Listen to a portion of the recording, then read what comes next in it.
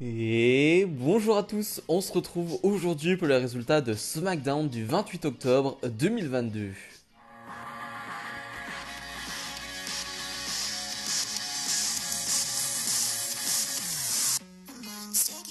Comme d'habitude, n'oubliez pas de mettre le petit pouce bleu et de vous abonner. Le show bleu qui commence avec donc Solo Sikoa et Sami Zayn qui sont encore en équipe face à la Brawling Brutes, donc Butch et Ridge Holland. Un match qui va durer un peu moins de 10 minutes, je dirais. Un excellent combat, il fallait pas cligner des yeux, hein. C'est vraiment le type de combat qui va à 2000 à l'heure, qui ne s'arrête jamais, et c'était très plaisant. Il y a une vraie alchimie qui est en train de se créer entre Solo Sikoa et Sami Zayn. Déjà, elle existe, on va dire, à l'extérieur du ring, hein. On voit qu'ils s'aiment, mais elle existe maintenant sur le ring. Voilà, il y a quelque chose qui se crée. Les Usos sont bien évidemment en ringside, vont faire beaucoup d'interventions dans ce match. Et une nouvelle fois, Jey Uso va faire une intervention, ce qui va pas plaire. Ça va absolument pas plaire à Sami Zayn. Sami Zayn qui va donc être à l'extérieur du ring, qui va se prendre la tête avec Jey Uso. Des choses vont se passer sur le ring. Et finalement, au moment où Sami Zayn va revenir sur le ring, il va prendre un roll-up. 1, 2, 3, victoire des Brawling Brutes. Une nouvelle fois, hein, encore une tension certaine dans la Bloodline, hein. Encore une fois, c'est de la faute de Jey Uso. Donc ça pose des problèmes. Et alors que les deux sont en train de se prendre la tête, eh bien le chef de tribu, Roman Reigns, va arriver. Il va s'en suivre un segment exceptionnel. J'ai adoré ce segment. Tous les segments maintenant au micro de la Bloodline sont fantastiques. Je prends un plaisir monstre à chaque fois dans ces segments. Je trouve ça dingue. Roman Reigns donc qui va demander à 2 enfants, hein, il le dit, hein, j'ai l'impression d'avoir 2 enfants, donc il va demander à Sami Zayn et Jey Uso des explications, il veut quelque chose, il dit faut arrêter ça.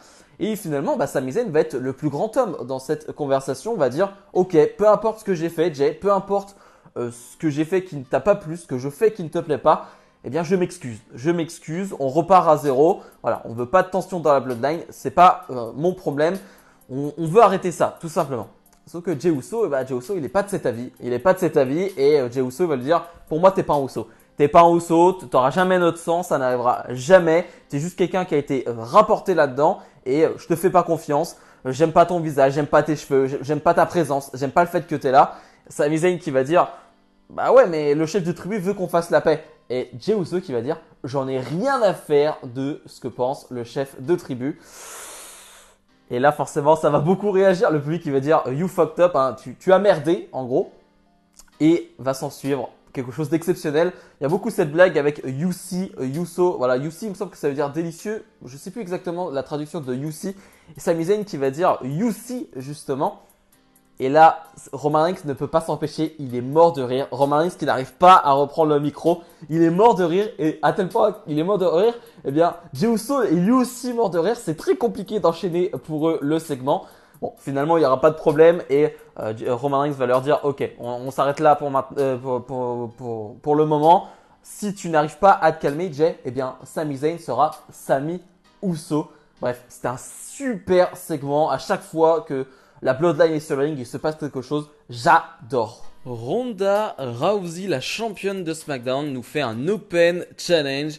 Et petite surprise, c'est Emma qui va y répondre. Alors petite surprise pour ceux qui n'ont pas été spoilés, hein, je veux dire, ça a été dit sur les réseaux sociaux par les différents sites de news que ça allait être Emma qui allait répondre à ce challenge. Donc Emma qui fait son retour chez WWE. C'est vrai que peut-être que certains n'ont pas trop de souvenirs de Emma, hein. J'avoue que j'ai pas trop suivi ce qu'elle a fait en dehors de WWE. J'ai pas trop suivi, je crois qu'elle a été un peu à Impact. C'est à peu près tout ce que je sais. Et donc Emma est challengeuse donc, pour ce match contre Ronda Rousey. Permettez-moi d'être aigri pendant quelques secondes. J'avoue que je comprends pas l'intérêt de ramener Emma. Et c'est rien contre Emma, mais dans le sens où je vais prendre des exemples simples. Quand tu ramènes un Bray Wyatt, quand tu ramènes un Johnny Gargano, pour moi la plus-value elle est immense. Gargano c'est sur le ring, Bray Wyatt c'est déjà aussi en termes de merch, parce que Bray Wyatt on l'a vu c'est le gars chez WWE qui vend le plus, hein. Là il a fait son retour, c'est lui qui vend le plus, donc ça te fait de l'argent et c'est on va dire un esprit créatif, donc ça rapporte quelque chose. Emma, je comprends pas, c'est pas une mauvaise catcheuse, mais on sait que ça va pas être la meilleure non plus. Donc c'est vrai que c'est pour faire une superstar de plus dans le roster, mais une nouvelle fois, je vais le répéter, mais t'as NXT pour ça. Et NXT, il y a plein de talents qui sont prêtes à aller à SmackDown. Et je suis pas sûr que le star power de Emma est plus important que celui d'une Alba Fire par exemple. Voilà, je dis ça au pif. Bref, on a ce combat qui va durer 7 minutes, qui est plutôt bon d'ailleurs, c'est un bon combat. Je trouve que Emma fait de belles choses aussi. Je trouve que ça manque peut-être un peu de feu, voilà, ça manque peut-être un peu d'explosivité du côté d'Emma, dans le sens où Ronda Rousey est en totale démonstration, elle fait ses prises de soumission, elle se balade sur le ring, elle est tranquille, Ronda Rousey. Et j'aurais aimé un peu plus de folie de la part d'Emma pour emporter le public. Voilà, c'est ton premier match, ton retour. J'aurais aimé que voilà, ça soit un peu plus fou. Bon, finalement, elle va perdre suite à une triche de la part de Ronda Rousey. Ronda Rousey qui va profiter que l'arbitre ne voit pas pour justement mettre les doigts dans les yeux de Emma, faire sa prise de soumission et gagner le match. On a vu un segment backstage où Ronda Rousey commence à être vraiment alliée avec Shayna Baszler, donc on peut imaginer qu'on va aller là-dessus prochainement.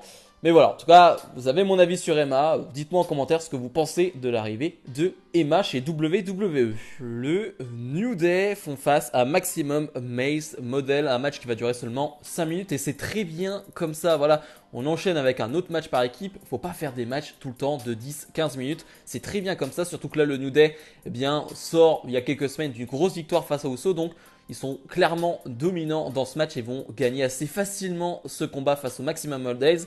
Donc, comme ils le disent en promo juste avant leur match, clairement, leur objectif maintenant, c'est le titre, c'est les titres par équipe des Usos. On ne sait pas quand ça va arriver, mais clairement, ils vont avoir une chance pour le titre. Alors, je ne sais pas s'ils vont avoir directement une chance pour le titre, un match de qualification ou quoi que ce soit, mais je ne serais pas étonné qu'à Survivor Series War Games, eh bien, on ait un Uso face au New Day ou, enfin, possiblement, on aura la Bloodline face aux Brawling Brutes et donc Sheamus, mais voilà, peut-être après Rumble, j'en sais rien, mais je pense que très prochainement on aura le New Day face à Uso et c'est toujours de très bons matchs. Hit Row font face à Legado del Fantasma, Hit Row qui dévoile leur partenaire mystère qui est Shinsuke Nakamura. Ça a beaucoup parlé pendant la semaine, beaucoup pensaient que ça allait être Carmelo Hayes. Tant mieux que ce n'est pas Carmelo Hayes. Carmelo Hayes doit faire son arrivée dans le roster principal seul avec Trick Williams. Carmelo Hayes doit arriver en tant que heel. Bref, voilà. Pensez pas à Carmelo Hayes tout de suite. Je suis pas sûr qu'il va arriver tout de suite dans le roster principal. Bref, Shinsuke Nakamura avec Hito, tu peux dire que c'est un mélange un peu bizarre. C'est-à-dire que tu vois pas d'alchimie concrète entre les deux. Nakamura qu'on n'avait plus vu dans le roster principal depuis août. Lui qui a fait une apparition à NXT la semaine dernière, et voilà, ça faisait quelques mois qu'on ne l'avait pas vu et ça fait plaisir. Un match qui va durer 5 minutes, qui est plutôt cool, vraiment rien à dire. J'ai bien aimé, il y a des moments justement entre Nakamura et Santos Escobar. Ça te donne envie d'en voir plus. Nakamura d'ailleurs qui fait un super hot tag. J'ai bien aimé encore une fois Top Dollar, un Top Dollar qui est le plus intéressant j'ai envie de dire dans ce clan parce que Top Dollar c'est un big man et il fait des choses plutôt cool et il interagit avec le public et ça j'aime bien, je vous le dis toujours, j'aime bien les catcheurs qui interagissent avec le public, qui catchent pas pour eux mais pour le public et Top Dollar le fait. D'ailleurs à un moment donné il va se prendre pour un luchador, voilà, faire un move de lucha libre et j'ai trouvé ça vraiment cool. Par contre, j'aime pas la fin de match où finalement Nakamura va faire le tombé sur Cruz. 1-2-3, victoire de Ichiro et Nakamura. Défaite donc de Legado. Ça, j'aime pas trop. J'avoue qu'on aurait pu faire perdre clairement Ichiro. Voilà, un membre de Ichiro aurait pu prendre le tombé. Un Denis aurait pu prendre le tombé. On fait perdre Legado directement alors qu'ils viennent d'arriver dans le roster. Je trouve ça pas terrible. Je trouve que leur présentation pour l'instant est pas dingue. Pour le moment, attention quand même, j'ai de grosses attentes au niveau de Legado del Fantasma. En plus, avec Zelina Vega que tu rajoutes dans l'affaire, ça doit être encore mieux. Là, pour le moment, attention quand même. Karrion Kross fait face à Madcap Moss. Karrion Kross qui fera face à Drew McIntyre dans un Steel Cage match lors de Crown Jewel. Et c'était un peu rompiche ce match. Voilà, j'avais juste envie de dormir, clairement. C'était pas terrible, ça avait duré 6-7 minutes, quelque chose comme ça. Le public en a rien à faire et je peux pas leur en vouloir parce que c'est pas très intéressant ce qui se passe. Pour le moment, un peu déçu de retour de Karrion Kross sur le ring. Il a fait beaucoup mieux à NXT. Je sais qu'il a beaucoup de détracteurs. Bon, ça, à la limite, pas grave. Mais il a fait des bons matchs à NXT. Il a eu vraiment de super matchs à NXT. Et là, pour l'instant, c'est pas terrible. C'est pas terrible du tout. Donc, je suis plutôt déçu. Je trouve que Madcap Moss, par exemple, là, je parlais de feu tout à l'heure avec Emma. Il en met pas assez, je trouve, Madcap Moss. À un moment donné, il le fait. Le public s'enflamme un peu et c'est bien. Mais ouais, il n'y a pas assez. Finalement, Karrion Kross qui va l'emporter suite à une distraction de Scarlett. Vraiment, est-ce que Karrion Kross avait besoin d'une distraction de Scarlett pour battre Madcap Moss? Je trouve ça un poil abusé. Après le match, il va s'en prendre encore à Madcap Moss. C'est plutôt marrant d'ailleurs ce qu'il va faire. Il va faire sa prise de soumission, il est au sol et il va parler dans le micro en même temps en disant à McIntyre qu'il va s'occuper de lui à Crown Jewel. Ça c'était plutôt marrant, c'était plutôt original, mais le match en soi, on s'est un peu endormi. Et le segment Main Event, Bray Wyatt fait son entrée. Et je dois avouer, souvent quand je n'ai pas le temps, eh bien, je passe certaines entrées ou alors je les mets peut-être en x1,5. Voilà. J'avoue que quand j'ai pas le temps, c'est ce que je fais. Je peux vous dire que l'entrée de Bray Wyatt, je la regarde en entier, bien évidemment. Je regarde tout de A à Z. J'adore cette musique, j'adore l'entrée. Vraiment, je la trouve dingue. J'espère que cette musique va être bientôt mise sur toutes les plateformes parce que j'aimerais bien l'écouter quand même un peu plus.